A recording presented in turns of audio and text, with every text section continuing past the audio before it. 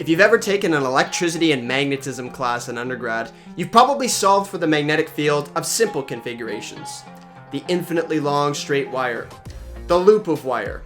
But these are simple configurations. Today, I'm going to show you how to find the magnetic field of any current carrying wire that you want. We're going to do it in Python. We're going to use sympy so that no pencil or paper are required. We're going to use numpy in order to integrate to find the magnetic field at any point in space that you want. We're going to make a 3D vector plot, interactive plot, so that we can see how the magnetic field moves through this wire and look at some patterns. All right, cue the intro.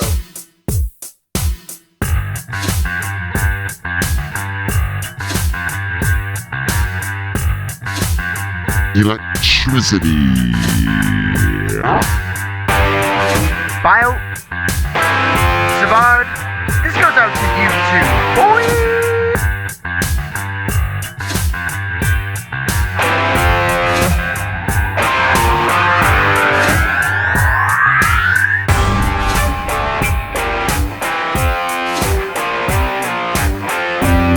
Ampere, you're a G2.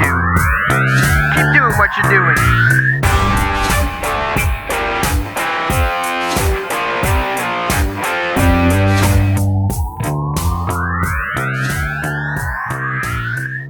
Alright guys, here I am in Python.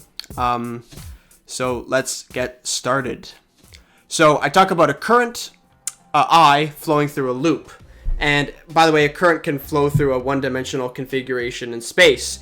And you can parameterize that, string in space by a vector L. And so L points from your origin to a point on that, string in space. And the string is like long, and so I can increment t. That's why I have little l as a function of t. And as I increment t, I move along that string in space. And here I have a loop in the xy plane, meaning it's closed.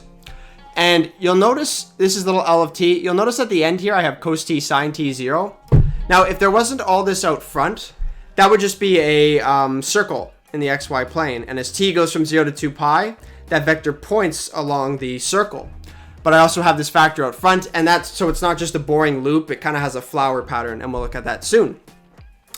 Now, the Biot Savart Law tells us that B, which is a function of R is your position in space. So there's this current loop, and it's pumping current around, and then you're located somewhere in space. And it says, what's the magnetic field at that location in space? So you have this factor out front, mu naught I over 4 pi, and you integrate. So here's your loop here, and you're at this position in space. You have to integrate along this loop. That's what C is, and we take dl, which is an infinitesimal vector that moves along that loop. Cross product with r minus l. R is your position in space, L is the position on the curve. R minus l is the separation distance between your position in space and that point on the curve, and then divided by this r minus l cubed. Now dl, we can't deal with that numerically, so this is a technique you can always use for one-dimensional curves. dl dt, right? Turn it into dl dt, and then integrate with respect to t, like this. Now, we don't want to deal with dimensions, R and L, right? You have this capital factor R here. That's units of meters or whatever you want to call it. Future me here. I listened to old me explain what the heck was going on here, and I thought it was a horrible explanation. So I'm going to do you one better. So what this means, you have to be very careful about what this means. I have this formula here with R and L. What these two formulas up here should tell you is whenever you see an R here, right? It's actually R divided by R. That's what I mean. So this R has no dimensions. That R is actually old R divided by capital R. So R, whenever you see R in your head, you should think, R over R. L is also L over R. I don't redefine, like I could put primes on these. I could have R prime and L prime and R prime and L prime and define them differently. But instead, I don't want to deal with a bunch of primes, so just think about that. So B of R, what this really means is that R is dimensionless. So you measure everything in terms of this big capital parameter R here. That's the dimension of the problem. So really this is R over R, L over R. And, because those divided by R's are hidden here, that's where this extra factor of R comes from. Because if you divide this by R squared, because really there's a divided by R squared here. And really there's a divided by R cubed here. So there's an additional factor, like r to the negative 2 divided by r to the negative 3 is r, and that's where this factor of r comes from here. And then I can solve this integral, for example, and if I want to get the magnetic field, I just move this factor here back over to the right-hand side, and this will give me a number, and then it's scaled by this factor of mu naught I over 4 pi r. Packages today, we got numpy, matplotlib. We're going to use scipy.integrate because we have to integrate along that curve. We're going to use plotly for some visualization. We're using HTML. This is going to help display these 3D plots. And of course, sympy for not needing any pencil to do any math. We're going to do all the math on the computer. So I say we start by looking at this curve here. This L is a function of t. I told you it makes sort of a flower shape. So here I define phi, because really you could think of t as being phi, right? Cos phi, sine phi, and it goes around the xy plane. So t is sort of like phi in this problem. I call it t just because t is shorter to write, for example. So here's phi, np.linspace, and all I'm doing here is I'm putting in exactly the formula that I have up here. 1 plus 3/4 sine 3t. That's what I have written here. And then I have this vector cos phi, sine phi, and then this is just all zeros. So this is helpful. So I define my phi's. I define L. Then I get the x, y, and z components of L. And I can plot a figure that looks like this. And so notice that because everything is dimensionless, this is really x over r, y over r. And this is our current loop. And the current loop is going in the counterclockwise direction. So you have current spinning around like this. This isn't a problem that's easy to solve by hand, but it's very easy to solve by the computer. So we're going to solve for the integrand using sympy. No pencil, no written math needed. And all we have to do is we define r and L and everything properly, and we can solve for this integrand here. We're going to do it entirely using sympy. So we need r, we need L, and we need dl dt, right? If we have those, we'll do that symbolically using sympy, then we're good to go. So let's see what happens here.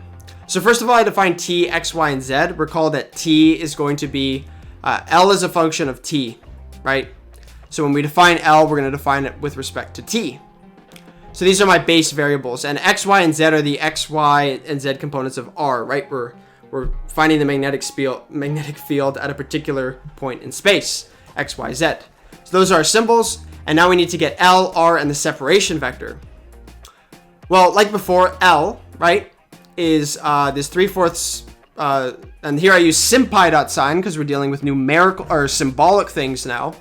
So sympy.sign 3 times t times the matrix, and this just gives you a vector in sympy, cos t, sine t, and 0. So this is the sympy version of that L of t vector, whereas R is just equal to x, y, z. And then I have this separation vector, r minus L, which I just call sep. So for example, once I define my variables, you can see I have L. It's just this vector here. This is the x, y, and z components. And this is exactly the x, y, and z components of this vector here. And I have r. R is just equal to x, y, z. And my separation distance is just this difference between the two vectors. So I have r and L. I have the separation r minus L. And now we need to define the integrand. So what exactly is the integrand here? We have dl dt cross product with r minus L, which is the separation vector, which I defined, divided by the magnitude of the separation vector cubed. Well, look how easy that is to do in sympy. dl dt cross sep. Remember, sep is r minus L. So I have dl dt cross r minus L, which is exactly what the formula says, divided by the norm of the vector sep, which is r minus L cubed. That's how easy it is to get the integrand. So I can get the integrand and I can look at it. And it's a little bit long to be expected, right? It's not, again, this isn't a simple problem you do by hand. This is something where you get a lot of math, right? So we have our integrand. Now we have it symbolically, but we want to integrate numerically. So now we need to go from our sympy stuff that we're doing to our numpy stuff we're doing so that we can get the integral. So you'll notice that the integrand has 3 components, an x, y, and z component, and you can integrate them each separately to get your x component of your magnetic field, y component of your magnetic field, and z component of your magnetic field. So this is our integrand. Now we're going to get the x, y, and z components of the integrand, and we're going to get it in terms of a numpy function, right? And you'll note that the integrand is essentially, this is dbx dt, the top one, dby dt, and dbz dt. Remember, t is not time. T is the thing we need to integrate from 0 to 2 pi in this formula. Remember, we need to integrate it along that curve L. So we have our, this is in terms of t, and we need to integrate each one of these components from 0 to 2 pi. And I integrate this from 0 to 2 pi, and I got my bx, my x component magnetic field. Integrate this 0 to 2 pi, get my y component. So we need to make numerical functions, and to do that, we use the sympy lambdify function. So you'll notice that I have integrand, and if I can extract the individual components, like integrand 0, and that gives me the x component, for example. So here I take integrand 0, so I'm lambdifying dbx dt, so you notice my function is integrand 0, and this function takes in t, which is the variable we need to integrate, but it also depends on x, y, and z, or our location of the where we're trying to find the magnetic field. So I have to make sure I pass in all these variables in the lambdify. I do the same for by and bz, taking again the components of the integrand like this. And I can define these components, and I can even, well, this is now a function. So now I give it numbers. So for example, turning off caps lock, dbx dt, I can feed it, for example, well, suppose I'm at t is np.pi, and I'm located at position 1, 1, 1, and it will give me a value. So this is a function, and I need to integrate this function from 0 to 2 pi, and that gives me the x component of the magnetic field. Same thing with y and z. Now we get the magnetic field at any location by integrating over each component, dbx, dby, and dbz dt. So I define this function, b. Remember, b is going to be a function of x, y, z. No matter, it's just a point in three-dimensional space, x, y, z, and it will be a certain magnetic field. And in order to do that, I make an array. It's a vector, right? There's 3 components to your magnetic field. I integrate the x component, and this gives me my x magnetic field, my y, and my z component. Now, if I let's just look at this separately before we do this. So suppose I call quad, and again, we'll say we're at x, y, z is 1, 1, 1.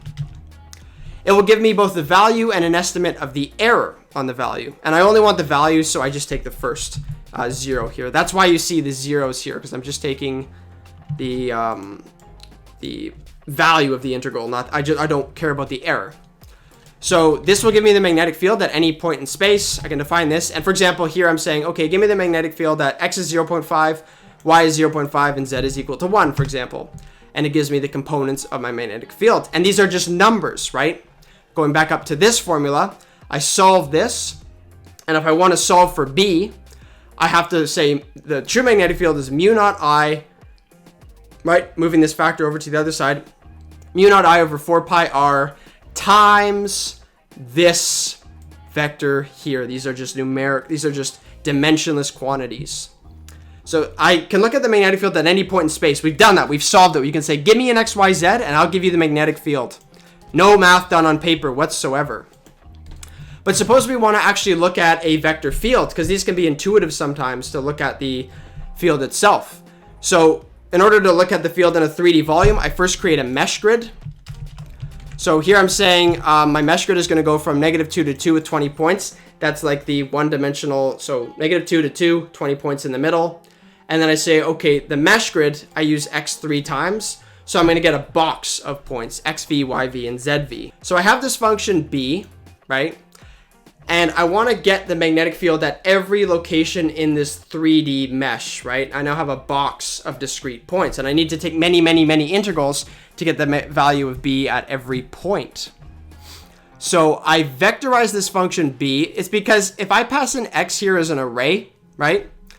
The quad function, so x goes from here, it goes to the quad function, and it takes in this value here, but the quad function, it will not allow x to be an array, right? It can only take in, float values. So this vectorize, it automatically will pass in the points one by one. And the problem is it slows down the code a little bit, but it says, okay, if you pass me an array, and that's what I'm doing here, xv is a 3D array, this np.vectorize here, notice where it ends. So everything that I have highlighted right now is a new function. And that takes in this variable, these values here. So I vectorize this. What this signature means is it returns 3 things. So you'll notice that this B returns 3 things, and I'm going to put these into one new little 3D point, right? Because the vector, the magnetic field is going to be have 3 components at each point in space. So that's the signature. So I can solve for the magnetic field. I pass in the mesh grid, and then I extract the X, Y, and Z components of the magnetic field.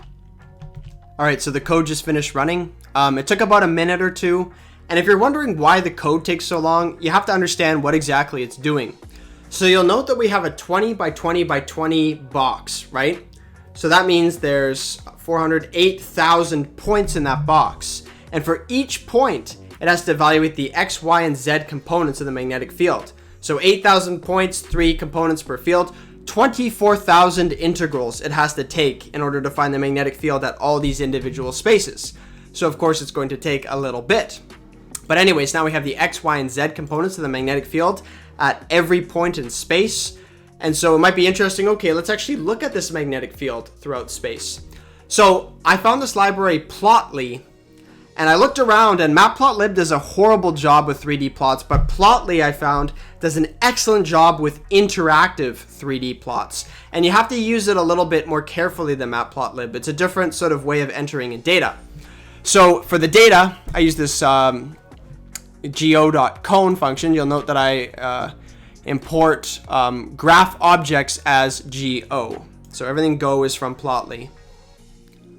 So here I have go.cone. That makes a cone plot, and you'll see in a sec what I mean by cone. The X, Y, and Z are your mesh grid, but I unravel them because it wants it all in terms of 1D arrays. So if I unravel my mesh grid, xv.ravel, it turns it into a 1D array. So all of these are one-dimensional arrays, and they each correspond to a specific XYZ value and a specific BX, BY, BZ of your field. That's why I have these ravel functions here.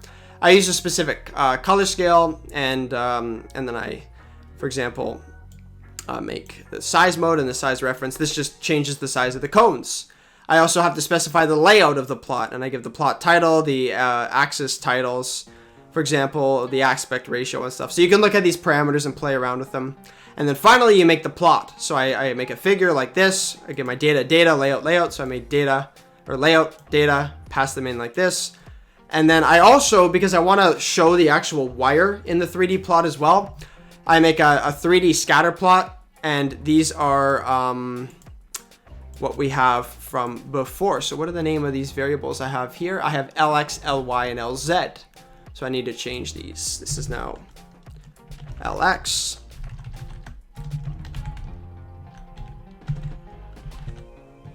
So this is going to create our wire in the plane. So I can run this. It takes pretty short to run. And now I have this beautiful 3D figure that I can actually interact with. So if I scroll down a little bit, I now have this interactive 3D plot. And so each of these cones points in the direction of the vector field at that location, and you can actually see our current carrying wire in green here as well. Now, it might look a little messy, but there are some things that you will understand if you've taken an E&M course. For example, the current is flowing counterclockwise, and you can see these purple cones, right? Inside, they're all pointing upwards. And that's, what you expect if you have a loop of current going in one direction. The magnetic field flows up through it, right? You've seen diagrams like that. So this is like not quite a loop, but of course you still get that property of the current flowing up through it.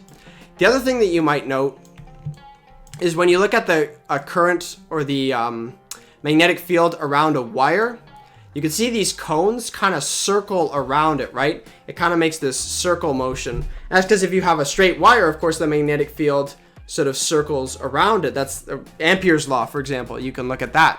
And so you have all these properties of your magnetic field that show up. Even though this geometry is complicated, you still get this common effect where, for example, Ampere's law, and then also when you're looking inside the loop as well, all the points, these purple cones pointing upwards and kind of moving up throughout the loop.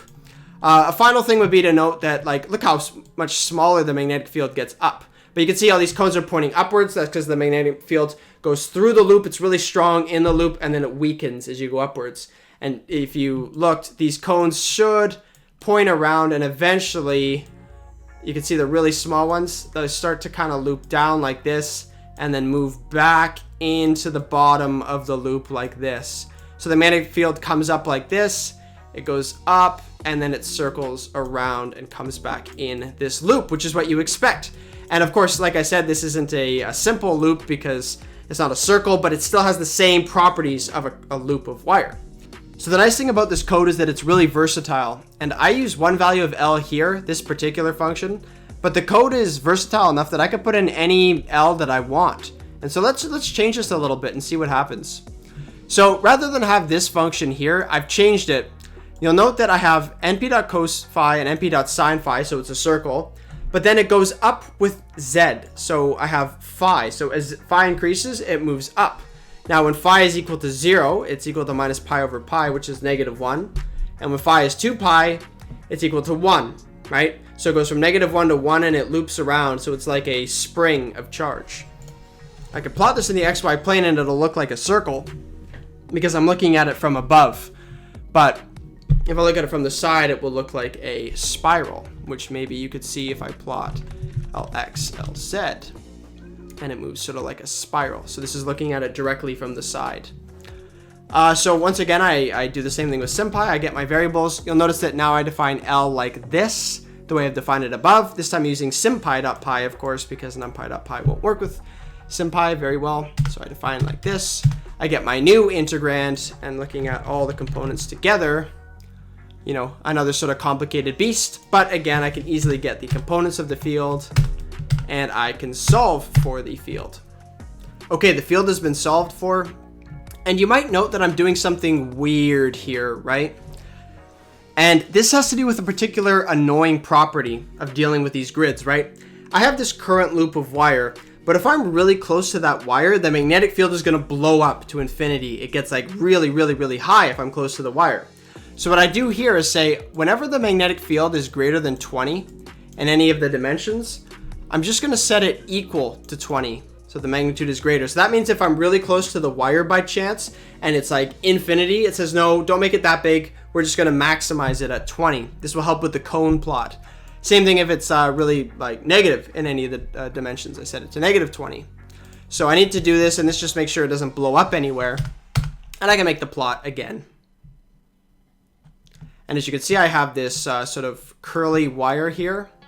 And again, it's sort of weird, but you'll note that there are properties that you expect with a wire. For example, the magnetic field, if I can align this properly, the magnetic field will indeed curl around the wire. You can see it goes down here and then up here. So it loops around sort of like this, the wire. And I can move up here, and it's always sort of looping this way. It's curling around the wire. Up over top, again, you can see it circling around here. So it's doing the thing you would expect with a wire, right? With a straight wire, the magnetic field goes around. If you bend it a little bit, it sort of does the same thing. And you get that sort of property. Of course, it's a little weird here with this mesh grid, and you can also see the magnetic field coming up through the wire and then back down on the outside, and it kind of goes up here through the middle, right? So that's sort of how that works. It's an interesting sort of field. And of course, you could play around with L. You could do whatever shapes you want and see what happens, right? It's up to you. Like, the code is so versatile that all you need to do is change this function here and this here, and make t as something that goes from 0 to 2 pi, whatever shape you want. It doesn't have to make a complete circle, right? It can make a half circle as long as you, right? If you wanted to make a half circle, for example, you would go 2 times t here, right? And then it would only do a half circle because, you know, then it goes from, not 2 times t divided by 2. I put t divided by 2 here, and it will only go from 0 to pi. And so you can play around with that to make any, you know, current wire in space that you want. Anyways, that's about it for this video. I hope you enjoyed this plotly here. It's something I found that was really cool for visualizing 3D fields. I don't think there's any other way to really do it. If you enjoyed this video, be sure to like and subscribe. Thank you, guys.